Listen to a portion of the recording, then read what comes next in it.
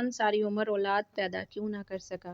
فرعون اپنی بیوی حضرت آسیہ سے پہلی رات صحبت پر قادر نہ ہوا۔ ہر رات جب فرعون اپنی بیوی آسیہ کے پاس جاتا تو حضرت جبرائیل علیہ السلام ان دونوں کے درمیان ایک نورانی پردہ حائل کر دیتے، جس وجہ سے فرعون پر نیند کا غلبہ آ جاتا۔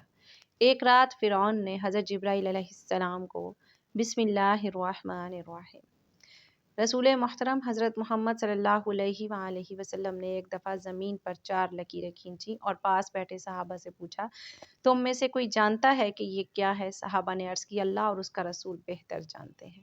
تو رسول اللہ صلی اللہ علیہ وآلہ وسلم نے فرمایا، یہ جنتی عورتوں میں سے سب سے افضل 4 عورتیں ہیں۔ نمبر 1 خدیجہ بنت خویلد، فاطمہ بنت محمد، فرعون کی بیوی آسیہ اور عیسیٰ کی والدہ مریم بنت عمران۔ ناظرین گرامی، آج کی ویڈیو انہی 4 اہم خواتین میں سے ایک یعنی حضرت آسیہ زوجہ فرعون کے بارے میں ہے۔ ایسی بابرکت خاتون کے جن کا ذکر قرآن میں اللہ پاک نے یوں بیان فرمایا ہے، اور اللہ نے ان لوگوں کے لیے جو ایمان لائے ہیں زوجہ فرعون کی مثال بیان فرمائی ہے۔ حافظ ابن حجر عسقلانی لکھتے ہیں کہ مصری شاہی خاندان کے بادشاہ ریان بن ولید جو کہ حضرت یوسف کے دور میں تھے اور ان پر ایمان بھی لائے تھے، ان کی پوتی بے حد حسین و جمیل تھی جن کا نام آسیہ تھا، اور نسب کچھ یوں بیان ہوا ہے، آسیہ بنت مزاحم بن عبید بن ریان بن ولید۔ جب رمسیس شاہ مصر بنا تو اس نے تخت سنبھالتے ہی لوگوں کو عیش و عشرت میں ڈال دیا۔ اس نے یہ فرمان جاری کیا کہ آج سے سارے اسرائیلی قبطیوں کے غلام ہوں گے، چنانچہ اسرائیلی غلاموں کی لسٹیں بنا کر ہر ایک کے گھر میں ان کو نوکر رکھ دیا گیا۔ فرعون مصری لڑکی کا بے حد شوقین تھا، اس کے تخت شاہی پر بیٹھتے ہی اسرائیلیوں نے اپنی لڑکیوں کو گھروں سے باہر نکلنے پر پابندی عائد کر دی۔ فرعون نے بھی حضرت آسیہ علیہ السلام کے حسن کے چرچے سن رکھے تھے۔ ایک دن فرعون نے حضرت آسیہ کے سارے خاندان کو دعوت پر مدعو کیا اور وہیں پر ان کے والد سے حضرت آسیہ کا رشتہ مانگا۔ حضرت آسیہ کے والد نے انکار کیا تو اس نے دھمکی دی کہ تم سمیت تمہارے سارے خاندان کو اس محل سے باہر نہیں جانے دیا جائے گا، سب یہیں پر قتل کر دیے جاؤ گے اور تمہاری اولادیں بھی اسرائیلیوں کی طرح غلام بنا لی جائیں گی۔ یعنی بادشاہت کے زور پر حضرت آسیہ علیہ السلام اور فرعون مصر کی شادی ہوئی۔ حضرت آسیہ تو شادی سے پہلے ہی فرعون کے ظلم و ستم کی داستانیں سن چکی تھی اور دل میں فرعون کے لیے نفرت بھر چکی تھی، لیکن اس شادی میں اللہ پاک کی رضا شامل تھی، کیونکہ اللہ کے پیغمبر حضرت موسیٰ علیہ السلام کو فرعون کے محل میں حضرت آسیہ کے ہی ہاں پرورش پانی تھی۔ حضرت آسیہ چونکہ حضرت یوسف علیہ السلام کی شریعت پر عمل پیرا تھی اور ایک خدا کو ماننے والی تھی۔ شادی کی پہلی رات جب فرعون کمرے میں داخل ہوا تو دیکھا کہ اس کی بیوی آسیہ اللہ کی عبادت میں کھڑی ہے۔ ناظرین گرامی، یہاں یہ بات بتاتے چلیں کہ حضرت آسیہ علیہ السلام سے شادی کرنے تک فرعون نے خدائی کا دعویٰ نہیں کیا تھا۔ چونکہ فرعون حضرت آسیہ کی محبت میں گرفتار تھا تو وہ پہلی ہی رات سے حضرت آسیہ کے ناز و نخرے برداشت کرنے لگا۔ اس نے حضرت آسیہ کی عبادت میں مداخلت نہ کی اور انتظار کرتے کرتے سو گیا۔ اس طرح اللہ پاک نے حضرت آسیہ کو فرعون کی صحبت سے محفوظ رکھا اور وہ آپ پر قادر نہ ہوا۔ بعض روایات تو اس طرح ملتی ہیں کہ جب بھی فرعون حضرت آسیہ کی خلوت گاہ میں داخل ہوتا تو حضرت جبرائیل علیہ السلام فرعون اور حضرت آسیہ کے درمیان پردہ حائل فرما دیتے، جس سے وہ ساری رات پرسکون سویا رہتا۔ کچھ کتابوں میں لکھا ہے کہ اللہ نے فرعون کو نامرد کر دیا تھا، جس کی وجہ سے وہ حضرت آسیہ سے صحبت ہی نہ کر سکا۔ ان سب کے باوجود فرعون اپنی بیوی حضرت آسیہ سے بے پناہ محبت کرتا تھا۔ بعض روایات میں فرعون کی ایک بیٹی کا ذکر بھی ملتا ہے، تو آپ کو بتاتے چلیں کہ وہ لڑکی انہوں نے کسی سے لے کر پالی تھی۔ فرعون کا حضرت آسیہ سے پیار ہی تھا کہ جب حضرت موسیٰ علیہ السلام ایک صندوق میں ملے تو حضرت آسیہ کے کہنے پر اس نے حضرت موسیٰ کو اپنے گھر میں جگہ دے دی۔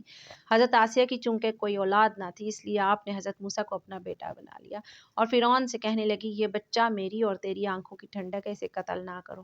جیسے جیسے حضرت موسیٰ علیہ السلام پرورش پاتے رہے تو حضرت آسیہ آپ کے معجزات دیکھ دیکھ کر حیران ہوتی رہیں اور دل میں یہ جان لیا کہ یہ بچہ کوئی عام نہیں۔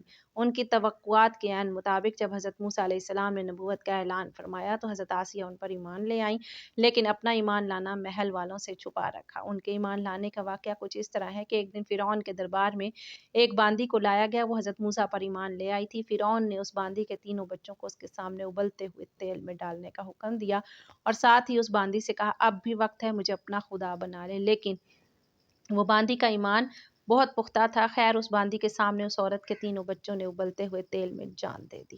اس کے بعد فرعون نے اس باندی کو بھی تیل میں ڈالنے کا حکم جاری کیا۔ حضرت آسیہ علیہ السلام نے یہ منظر دیکھا کہ اس عورت اور بچوں کی روح ایک نورانی جھرمٹ میں آسمان پر لے جائی گئی، تو انہیں یقین ہو گیا کہ حضرت موسیٰ اللہ کے سچے پیغمبر ہیں، ان کا دین بھی سچا ہے۔ قصر فرعون روز بروز پر آشوب ہوتا گیا اور حضرت آسیہ نے فرعون سے کنارہ کشی اختیار کر لی۔ حضرت موسیٰ کا دفاع کرتی رہیں۔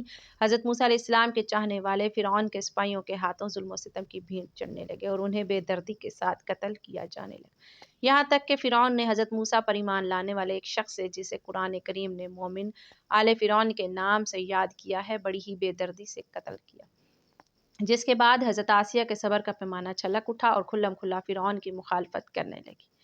فرعون کو جب علم ہوا کہ اس کی بیوی بھی موسیٰ کے خدا پر ایمان لے آئی ہے، تو فرعون میں غیظ و غضب کی آگ بھڑک اٹھی۔ پہلے پہل تو اس نے اپنی بیوی کو اکیلے میں سمجھایا کہ اگر میری بیوی ہی مجھے خدا ماننے سے انکار کرے گی تو پھر بہت سے لوگ سرکشی کریں گے، لیکن حضرت آسیہ نہ مانی، بلکہ فرعون کو بھی دعوت حق کی تبلیغ کی اور کہا کہ اللہ پاک سے معافی مانگ کر موسیٰ علیہ السلام پر ایمان لے آؤ۔ بہت سی راتیں اسی طرح جھگڑوں میں گزر گئیں۔ جب محل فرعون میں یہ باتیں ہونے لگی کہ فرعون کی لاڈلی بیوی ہونے کی وجہ سے آسیہ کو کوئی سزا نہیں دی جا رہی، تو فرعون غصے میں آ گیا۔ اس نے سب سے پہلے مار پیٹ شروع کی اور خود اپنی پاک بیوی کو سزائیں دینے لگا۔ وہ حضرت آسیہ علیہ السلام کو پورا پورا دن تپتی ریت پر ننگے پاؤں کھڑے رکھتا اور رات کو ان کے پیروں کے زخموں پر خود نمک لگاتا۔ اس طرح کئی دن گزر گئے۔ جب فرعون کو یہ یقین ہو گیا کہ اب حضرت آسیہ کو وہ حضرت موسیٰ علیہ السلام کے دین سے نہیں ہٹا سکتا، تو اس نے اپنی بیوی کو سخت سزا دینے کا فیصلہ کیا۔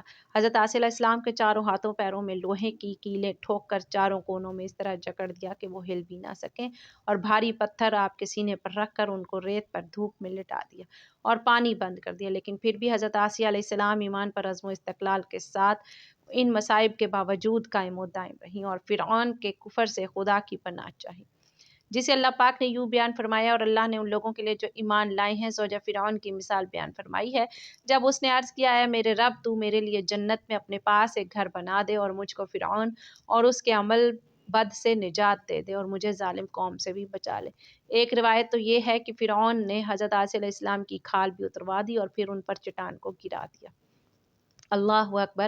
لیکن زیادہ تر مفسرین یہ روایت کرتے ہیں کہ جب حضرت آسیہ کے ہاتھوں پاؤں میں کیلیں ٹھوک کر ان کو باندھا گیا تو ان کی روح پرواز کر گئی تھی۔ آپ کا مزار پر انور مصر میں ہی واقع ہے۔ ناظرین گرامی، حضرت آسیہ کا اپنے ایمان پر قائم رہنا آج کے تمام مسلمانوں کے لیے مشعل راہ ہے۔ خاص طور پر خواتین کے لیے یہ درس ہے کہ عورت کے اندر بھی اتنی طاقت موجود ہوتی ہے کہ وہ ہر طرح کے ظلم و ستم کے آگے پہاڑ بن سکتی ہے۔ اللہ پاک سے دعا ہے کہ وہ ہم سب کی بے حساب مغفرت فرمائے، ہمیں نیک بندوں کی راہ پر چلنے کی توفیق عطا فرمائے، ہمیں نبی کریم صلی اللہ علیہ وسلم اور ان کی پاک آل سے بے پناہ محبت عطا فرمائے، آمین۔ ناظرین، کمنٹ باکس میں اللہ تعالیٰ کے 99 ناموں میں سے ایک نام ضرور ٹائپ کریں۔